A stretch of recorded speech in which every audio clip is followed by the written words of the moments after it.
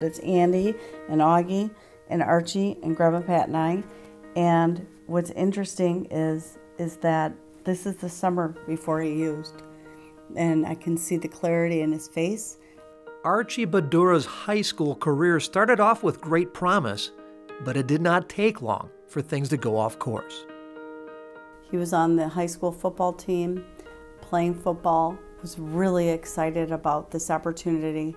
And by October, we knew something was wrong.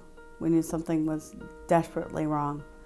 And we found out that he was using marijuana. Prescription drugs eventually took the place of marijuana. He didn't turn to prescription drugs, I believe, until his probably more senior year, or maybe the summer before his senior year.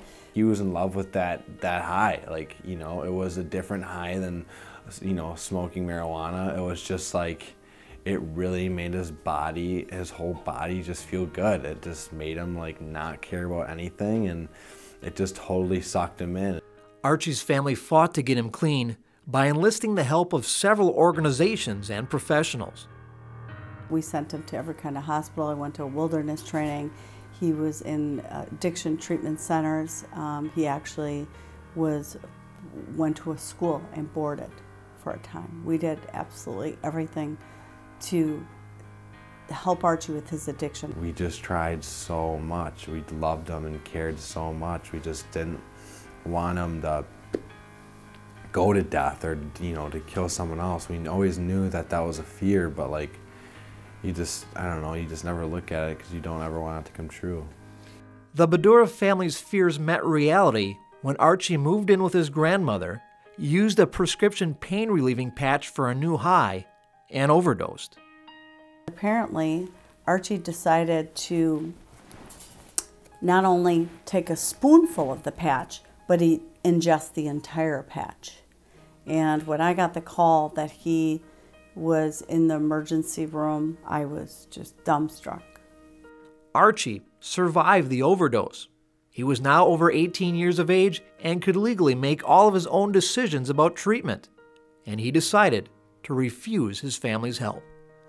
I remember in the car I said, Archie, that was a gift that you've been given, I believe, by God, to be alive and sitting with Mom right now. I want you to come home. I want you to talk to Dad and I, and we're going to find another treatment program for you. At the next light where we stopped, he jumped out of the car and ran. The near-death scare did nothing to slow down Archie's addictive behavior. In fact, his choice of drugs escalated. 2 weeks later, I'm driving to work again, and I get a phone call that Archie and his girlfriend had overdosed on heroin. That's the first I had ever heard the word heroin.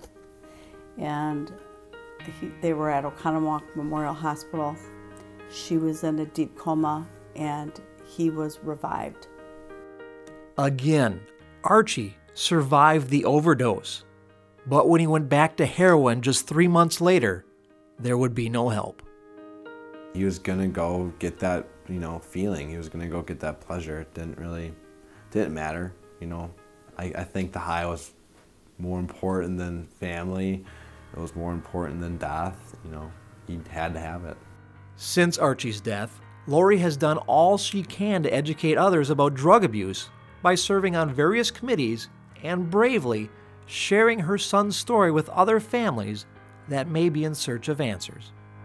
I'm trying to connect the dots throughout Wisconsin because I sit on about 7 different boards that are all treatment and drug related and trying to make a difference.